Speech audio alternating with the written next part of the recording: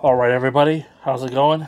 It's your boy Mamaki coming at you once again, and today we're going to be talking about Batman, the resurrection of Ra's al Ghul.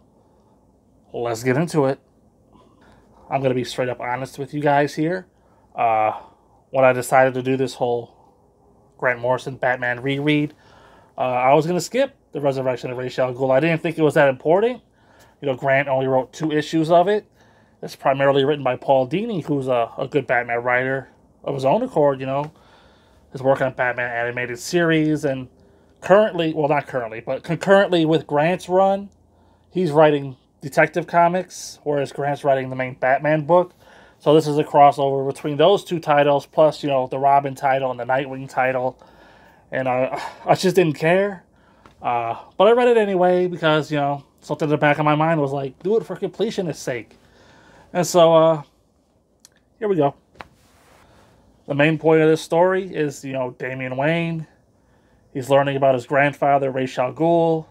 You know, Ra's al Ghul's right-hand man or whatever. I forget his name, white hair or something.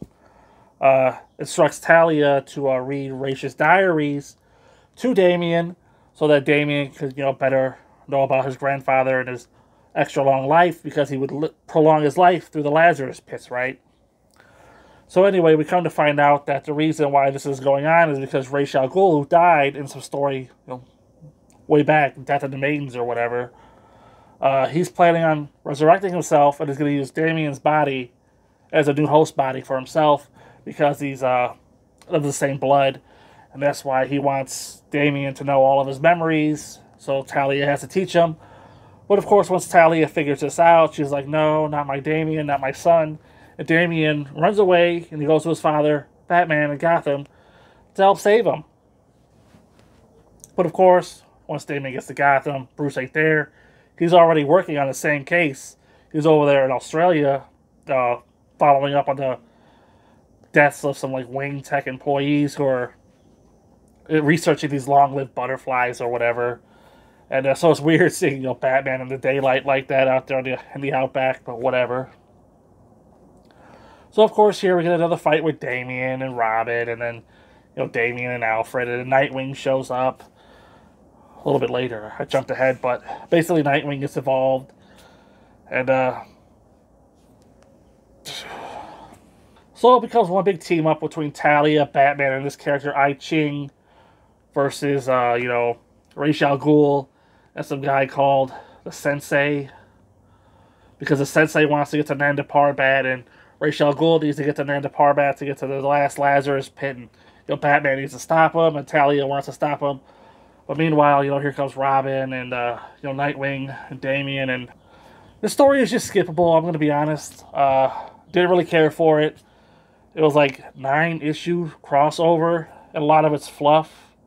You get a lot of, like, fake drama, like, oh, you know, Ra's al Ghul says to Tim Drake Robin that, oh, join me and I'll bring your parents back, and he actually decides, oh, you know, maybe I will join you.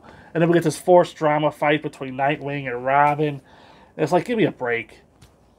And the characterization of Damian in this story, it was night and day from what he was back in Batman and Son. You know, he's like, here's a little twerp, he's a little bitch.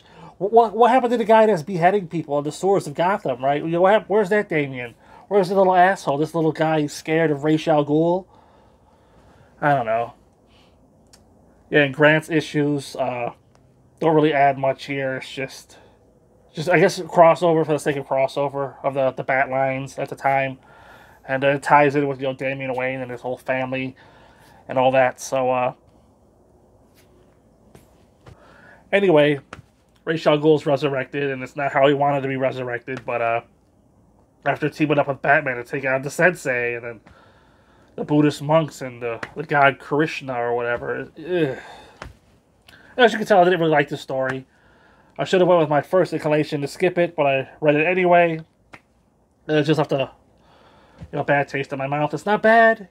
It just doesn't go anywhere. I don't think we see Ra's al Ghul ever again pre-New 52, because in the epilogue of this book, which is pretty clever, I won't spoil it here, but let's just say Batman locks him up, and he won't be found easily by his League of Assassins ninjas. But like I said, I don't think he shows up. I don't think he really plays a factor and what's to come later. And so I'm just going to go ahead and give this one 2 out of 5. I know, 2 out of 5. How can I do it? It's just not essential reading. Because, like I said, the New 52 is right around the corner. Who cares whether or not Raish is resurrected if he doesn't do shit? So, until next time, I'll see you there.